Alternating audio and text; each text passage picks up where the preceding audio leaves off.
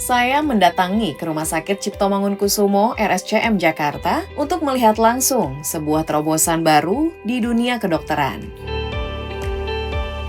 Di ruangan ini, Profesor Pontjo Birowo akan memimpin operasi pasien batu ginjal dengan bantuan robot Zamenix dari Korea Selatan. Berkat metode termutakhir ini, dokter bedah bisa menjalankan operasi dengan lebih praktis dan leluasa.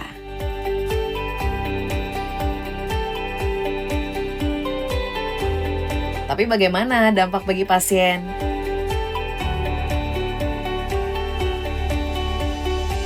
Inilah penjelasan selengkapnya dalam podcast Antara Close Up.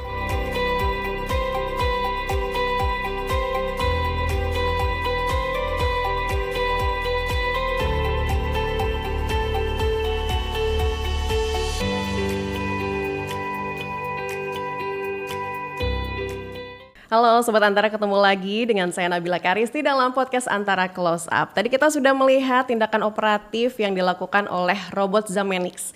Nah, kira-kira cara kerjanya seperti apa ya Sobat Antara? Untuk itu telah hadir bersama saya saat ini Profesor Pontjo Birowo dari FKUI dan juga RSCM. Prof. Pontjo ini adalah dokter spesialis urologi, konsultan uroandrologi ya Prof ya? Ya betul. Luar biasa, senang banget bisa ketemu Prof di sini. Sebelumnya kita udah sempat bertemu ya Prof ya di RSCM waktu tindakan operatifnya. Nah, saya pengen bercerita lebih banyak juga nih sama Prof. Kemarin kan waktu kita datang nih tim Antara ke RSCM, itu kita melihat bahwa proses dari operasinya ini mungkin sekilas berbeda dengan proses operasi umumnya yang saya biasa lihat di film-film Prof. Karena terlihat sangat rileks, kemudian juga sangat fleksibel juga. Apakah ini menjadi salah satu manfaat mungkin ya dari cara kerja dari robot Zamenix atau seperti apa sih Prof? Ya betul. Jadi kalau zaman dulu sekali dokter bedah itu big surgeon, big incision. Jadi dokter bedah yang hebat adalah yang sayatannya hebat. Wow. Semakin lebar ya sayatannya, semakin hebat dokter bedahnya. Semain berdarah-darah Nah, semakin yang hebat gitu berdarah-darah, ya. yang dramatis itu ya ada di film-film itu. Iya. Tapi makin lama makin kesini semakin kecil sayatannya atau tanpa sayatan itu dokter yang hebat. Dokter bedah yang hebat adalah yang bisa operasi dengan sayatan kecil atau bahkan tanpa sayatan. Tanpa sayatan, tanpa luka begitu. Betul. Ya Prof ya. Karena kalau pasien pengennya kalau bisa jangan lama-lama di rumah sakit. Kalau operasi jangan yang berdarah-darah, risiko besar. Nah, betul. sekarang dengan kemajuan teknologi, dulu sayatannya besar, lama-lama mengecil, dan sekarang tanpa sayatan. Tanpa sayatan sama sekali. Ya. Dan itu dari robot Zamenix ini ya. Mungkin boleh cerita Prof, cara kerjanya seperti apa sih Prof? Jadi kalau yang tanpa sayatan itu biasanya kita memasukkan kamera kecil ke dalam saluran kencing kita. Lalu nanti kamera itu akan kita arahkan dengan tangan kita manual, yang biasa ya. Nanti kamera itu akan kita dekatkan ke batu, nanti setelah dekat batu kita akan pecahkan dengan laser biasanya. Nah sekarang masalahnya mendekatkan kamera atau alat kita ke dekat batu itu banyak kendalanya. Kendalanya apa aja Kendalanya tuh, salah satu keterbatasan tangan kita. Tangan kita kan nggak bisa muter 360 derajat ya. Oh iya. Jadi dia ada keterbatasan, nanti ya kita harus mengulang atau melakukan manuver. Nah dengan robot ini salah satunya keunggulannya kita bisa menggerakkan putarannya itu hampir 360 derajat. Jadi manuver alat ini di dalam badan kita akan lebih maksimal. Belum lagi gambarnya juga lebih jelas. Ya. Jadi dengan robot ini kita dibantu, dokternya dibantu, tapi bukan robot yang mengerjakan operasi ya. Tetap robotnya dokter membantu. yang mengendalikan. Betul, gitu ya Prof. Membantu kita untuk satu mendekatkan alat kita dengan batu, mengarahkan, dan nanti pada saat memecahkan batunya sudah pecah, membantu untuk mengeluarkan batunya. Baik, itu sepresisi apa sih Prof dengan bantuan robot ini? Nah dia dilengkapi dengan teknologi AI ya. Jadi misalnya untuk mengukur batunya ini sudah bisa lewat saluran yang kita buat atau belum. Kalau masih terlalu besar harus kita hancurkan lagi misalnya. Itu bisa gitu. Lalu arahnya nih, kalau misalnya kita sudah ketemu, pas kita mengeluarkan batunya, kan kita harus masuk lagi.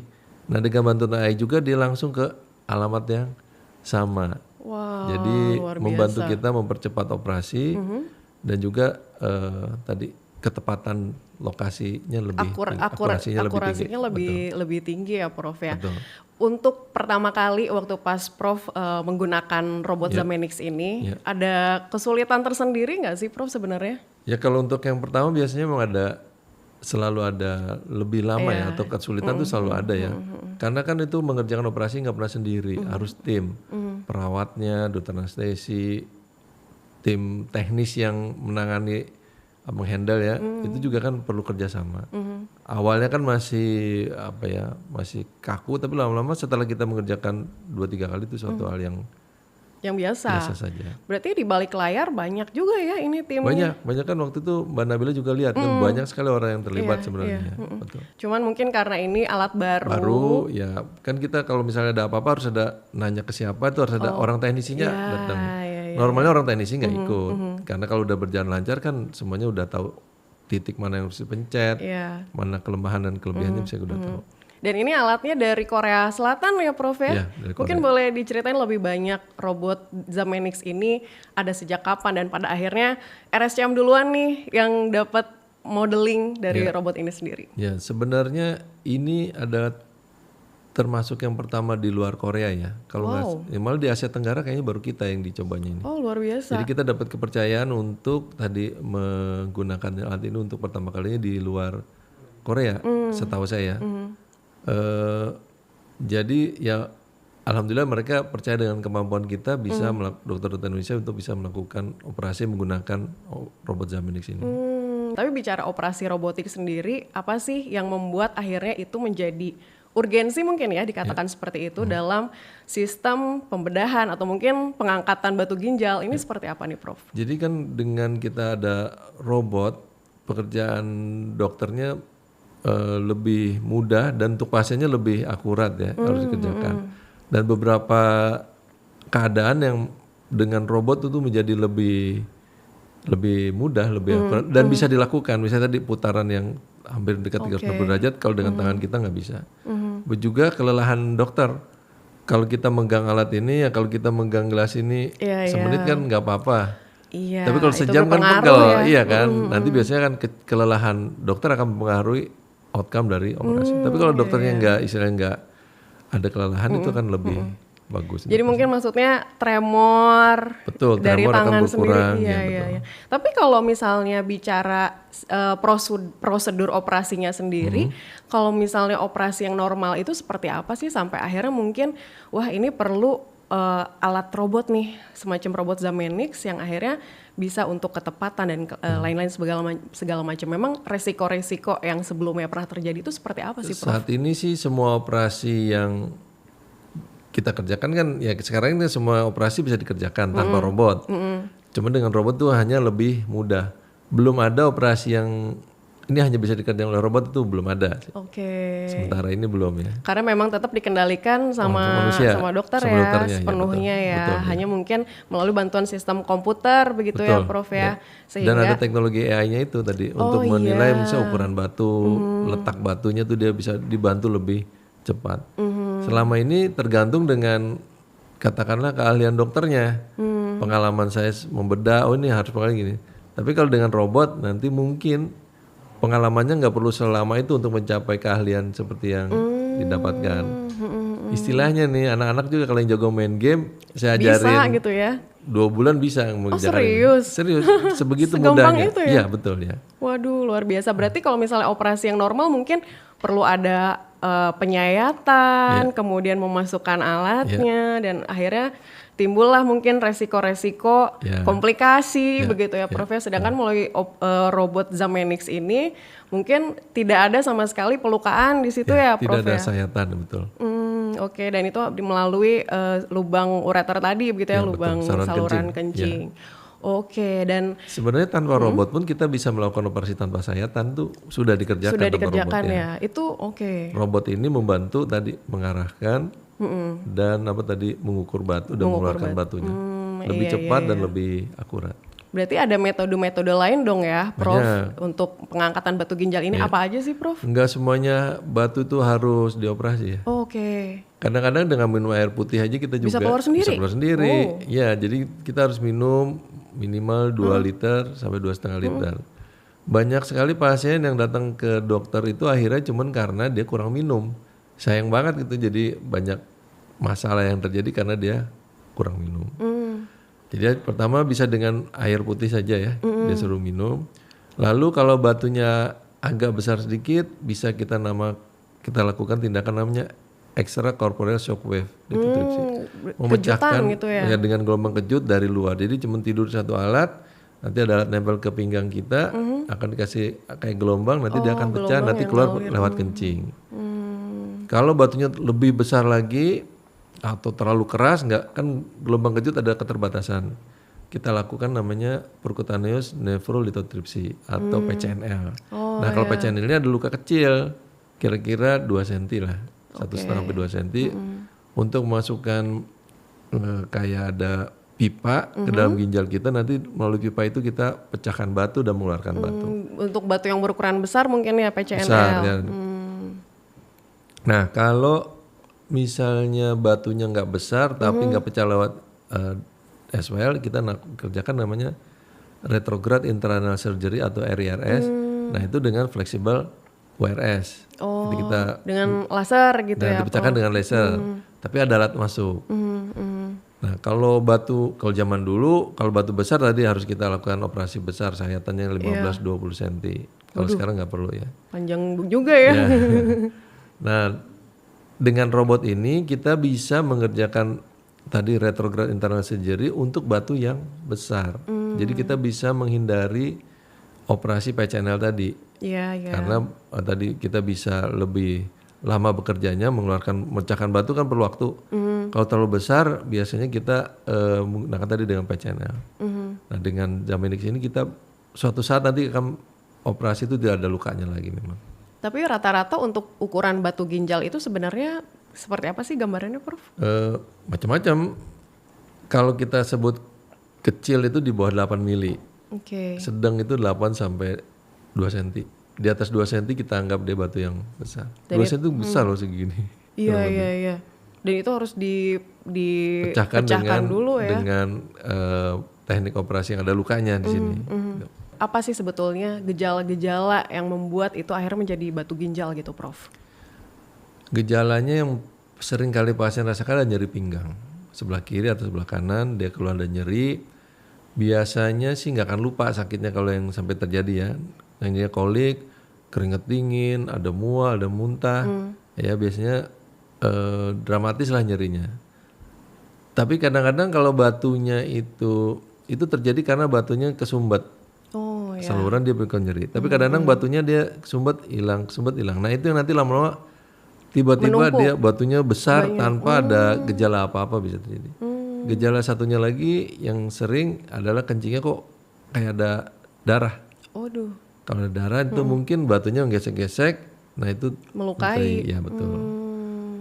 Yang ketiga ya bisa terjadi ya keruh kencingnya karena ada butiran pasir atau mungkin ada batu yang keluar. Berarti artinya memang batu ginjal itu harus segera diatasi, harus segera diambil begitu ya, Prof? Betul, harus. Karena itu nggak boleh disimpan, itu bukan emas, bukan tabungan. Bukan harta karun juga ya, Prof. Baik, tapi kriteria pasien yang seperti apa sih yang boleh dilakukan atau mendapat perlakuan operasi dari robot Zamenix ini?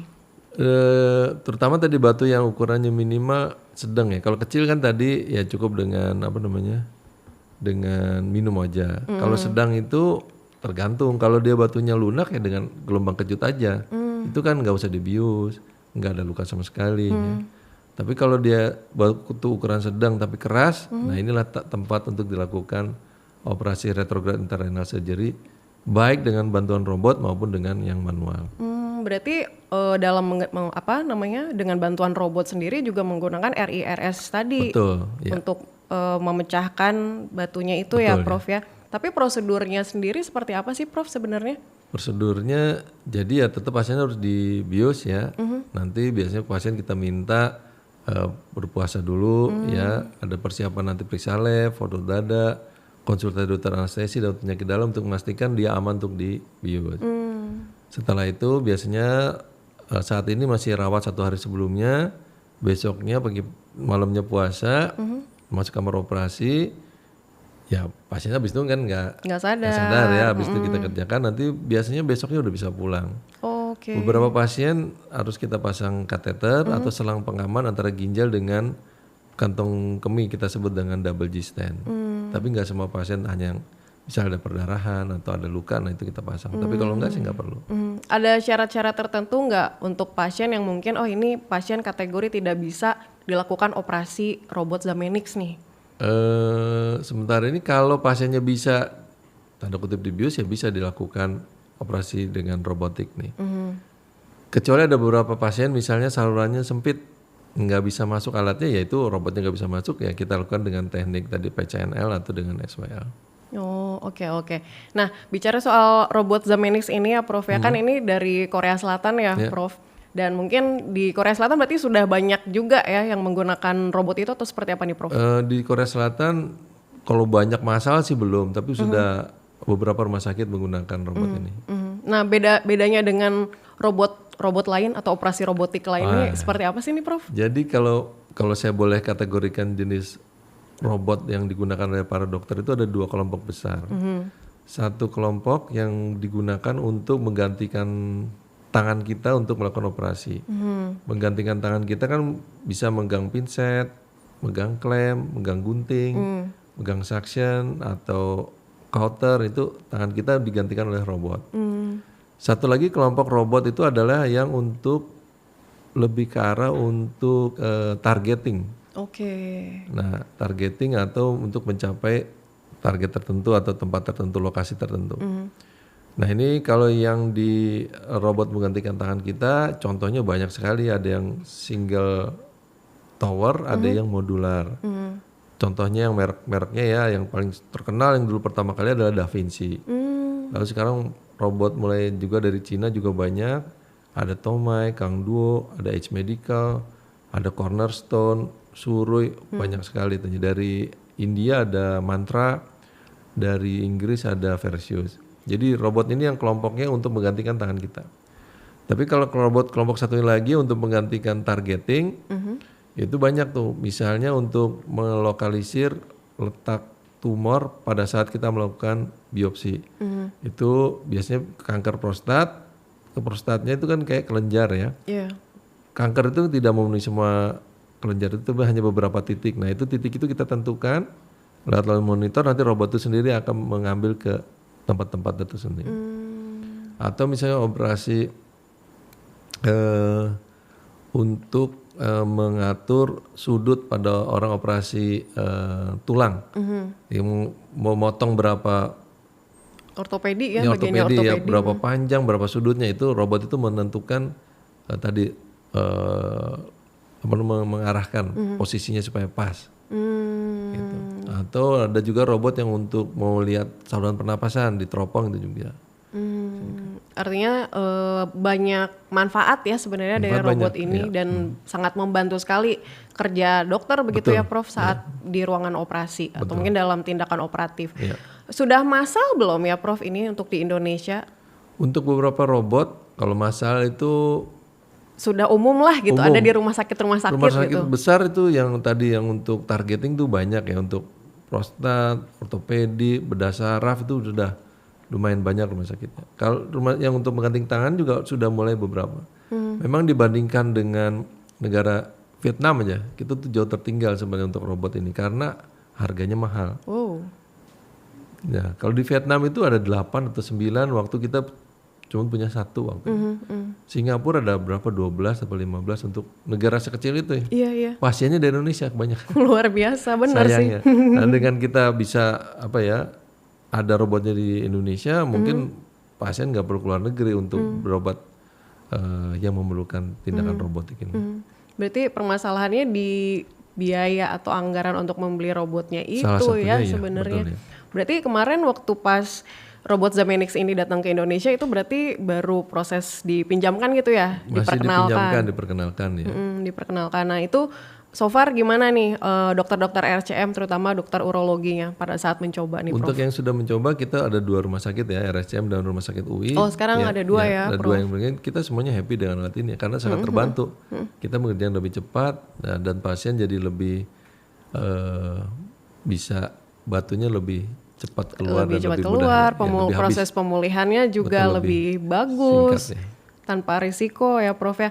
Nah, berarti untuk proses pemulihannya sendiri nih Prof, sekarang kita bicara proses pemulihan, itu dibandingkan dengan operasi yang biasa seperti apa tuh Prof? Kalau untuk pemulihannya, kalau dengan sama-sama RRS robot yang itu kurang lebih sama. Oh kurang lebih sama. Tapi jangka panjangnya itu adalah contohnya adalah sisa batunya. Kalau dengan robotik sisa batunya lebih sedikit dibandingkan dengan yang manual atau yang konvensional RRS-nya. Jadi tidak perlu melakukan tambahan tindakan yang berikutnya, lebih sedikit. Oh gitu. Untuk durasi mungkin ya, durasi dari proses tindakan operatifnya sendiri dari robot Zamenix dengan tindakan operatif atau mungkin tindakan seperti RIRS, ESWL itu seperti apa Prof bedanya? Kalau dari segi waktu pas mengerjakannya lebih cepat dengan ada robot. Ya, untuk ukuran batu yang sama ya, itu lebih cepat dengan mengerjakan robot. Kalau untuk SWL emang kan batunya nggak pernah yang besar-besar. Iya. Jadi emang relatif lebih cepat, 1 jam dia udah 1,5 jam udah selesai. Tapi SWL ada keterbatasan. Untuk batu yang besar dan keras dia kurang efektif. Pasca tindakan operatif nih Prof, khususnya dari robot Zamenix ini, apa hal-hal yang tidak boleh dilakukan oleh pasien? Ada tidak? Nggak Atau ada. karena normal-normal saja ya? Satu hari setelah operasi dia boleh pulang hidup seperti biasa. Mau naik gunung boleh, berenang Bahkan, boleh, nyelam boleh. olahraga ekstrim sekalipun ya, Boleh, nggak ada ini. luar biasa banget. Asal nggak ada penyakit yang lain ya. Ada penyakit jantung ya terbatas dengan itu. Tapi kalau dia sebelumnya sehat, nggak ada penyakit yang lain, besoknya ya mau istilahnya kerja lagi, mau itu silakan aktivitas seperti biasa. Nah, untuk mengoperasikan robot Zamenix ini kan sebenarnya nggak bisa sembarangan ya Prof. Walaupun tadi Prof mengatakan, oh anak kecil juga bisa nih, yang mereka jago gamers juga bisa gitu.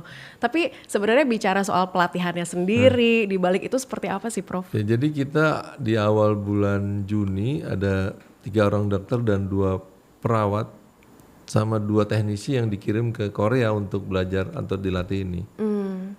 Selama 3 hari dari pagi sampai sore datang, kita mendarat jam 7 langsung sampai sore itu kita kerja, besoknya kerja lagi terus melihat pasien di rumah sakit kita kerjakan di sana. Setelah itu training dianggap kita mampu, ya kita kayak diberikan kayak sertifikat sudah melakukan pelatihan, baru kita diperbolehkan untuk menggunakan robot ini.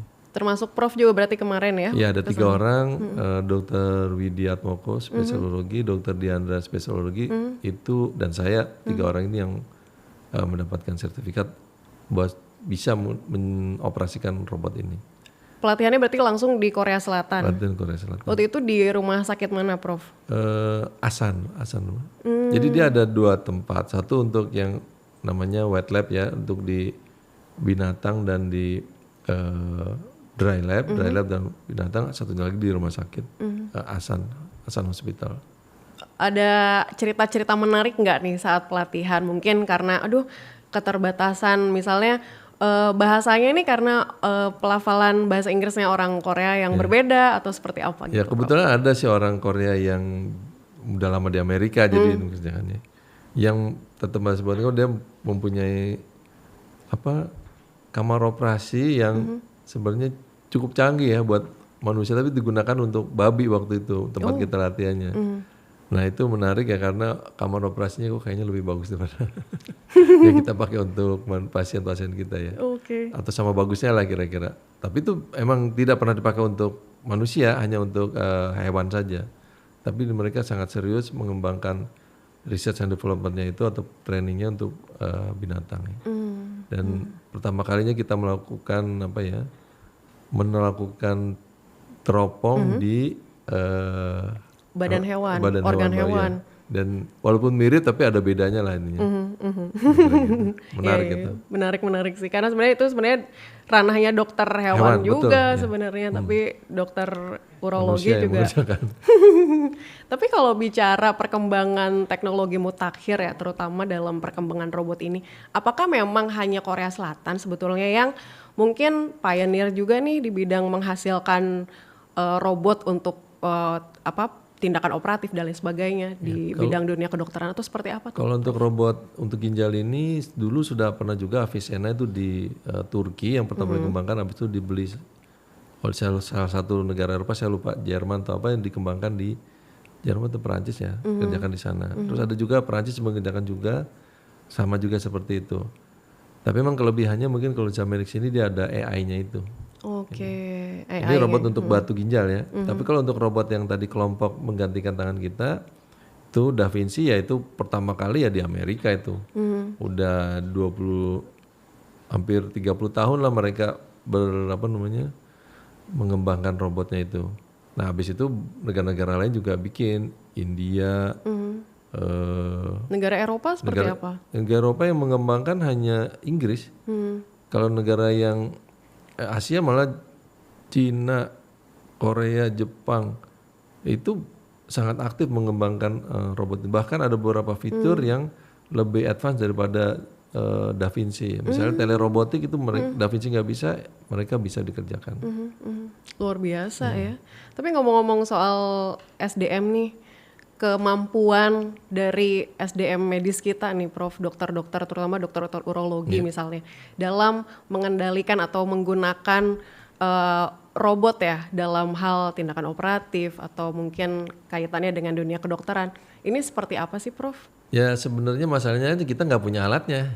Oke, sebenarnya bisa-bisa aja bisa-bisa ya. aja dilatih asal situ. dilatih. Iya betul. Kalau dokter bedah terutama kalau dia mengerjakan satu hal yang terus menerus sering itu terus itu lama-lama ya ahli lah. Kayak orang di bengkel kan kalau udah tahu oh ini masalahnya ini dia akan cepat untuk meninggalkannya. Tapi bicara soal kasus ginjalnya sendiri nih, batu ginjal gitu. Seberapa banyak sih sebenarnya masyarakat Indonesia yang punya permasalahan tersebut? Batu ginjal. Jadi kalau dari podcast ini ada yang dengerin berapa? Ada 1.000, 20.000. Ada. Sekitar misal 10.000 aja.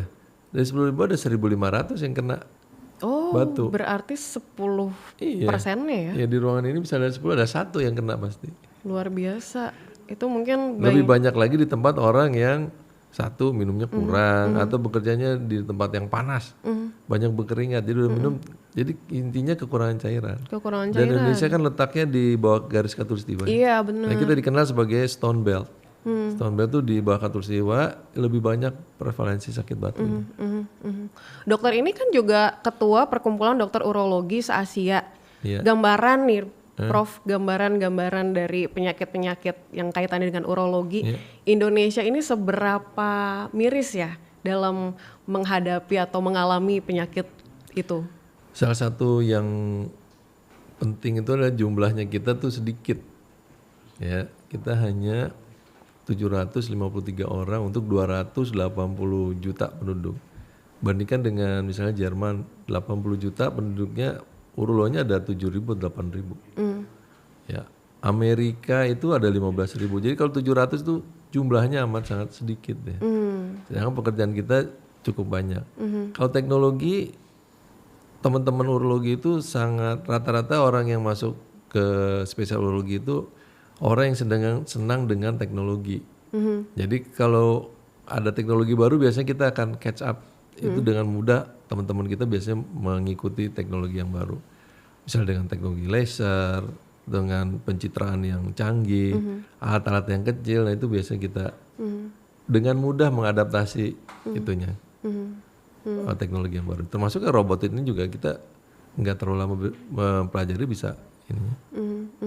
Artinya memang peran dari dokter urologi sendiri juga sangat teramat dibutuhkan. Betul. Ya, apalagi di kondisi sekarang ini begitu ya Prof ya. Nah mungkin dari dokter nih ke depannya apa sih yang ingin dicapai oleh seorang dokter urologi mungkin kaitannya dengan teknologi mutakhir tadi lah. Kalau sebagai dokter dengan ada teknologi mutakhir kita pasien tuh tertangani lebih baik, batunya lebih cepat keluar, angka nyerinya sedikit, itu yang kita harapkan ya. Dan juga kita bekerjanya juga lebih nyaman, tidak capek. Karena dokter dia fatigue atau lelah kan mempengaruhi outcome dari operasi. Mudah-mudahan nanti kayak dulu misalnya Da Vinci hanya ada 1 di dunia ya. Itu harganya mahal banget. Tapi dengan adanya robot-robot yang lain ini harganya langsung turun. Kayak dulu handphone lah. Iya. Handphone dulu atau USB memori kan dulu harganya mahal banget. Lama-lama sudah kayak kacang goreng. Handphone semua dulu nggak kebayang gitu. Iya. Waktu pertama kali handphone ada atau di Indonesia gitu bahwa sampai suatu saat di titik di mana tukang sayur, tukang jualan semua orang punya handphone, bahkan bisa lebih dari 2 atau 3 handphone yang dia miliki. Waktu zaman dulu nggak kebayang. Nah sekarang memang harga robot ini masih mahal. Tapi kedepannya pasti dia akan terjadi penurunan harga karena teknologinya juga harganya lebih murah. Nah itu akan bisa digunakan oleh banyak orang. Yang akhirnya dia akan menolong banyak pasien. Saya jadi penasaran, sebenarnya semahal apa sih Prof harganya? Saya sih sangat mahal. Tidak bisa belum tahu saya kan itu dengan kata-kata. banyak itu ya. Tapi kalau nggak salah kalau di Korea harganya sekitar 900.000 atau $1 juta ya. Jadi sekitar 15 miliaran ya. 15 miliaran ya. Oke. Dan ya harapannya juga mungkin nanti ada support dari pemerintah. Dibeliin harganya jadi atau harganya nanti suatu saat lebih ekonomis, bisa dipakai semua itu, bisa menolong orang lebih banyak. Iya betul, dan akhirnya bisa diakses oleh masyarakat yang terutama itu tadi ya, para penderita batu ginjal. Terima kasih banyak Sama-sama Prof ya, Ponco Mbak sekali Nabila. lagi, ilmunya juga luar biasa banget. Nanti kita akan ngobrol lagi ya Prof ya di lain kesempatan.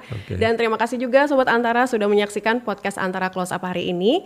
Jangan lupa untuk menyaksikan podcast kami lainnya hanya di antaranews.com dan kanal YouTube Antara TV Indonesia. Saya Nabila Karisti pamit, sampai jumpa. Yeay, makasih ya Prof. Mbak Nabila atas undangannya. Iya, sama-sama.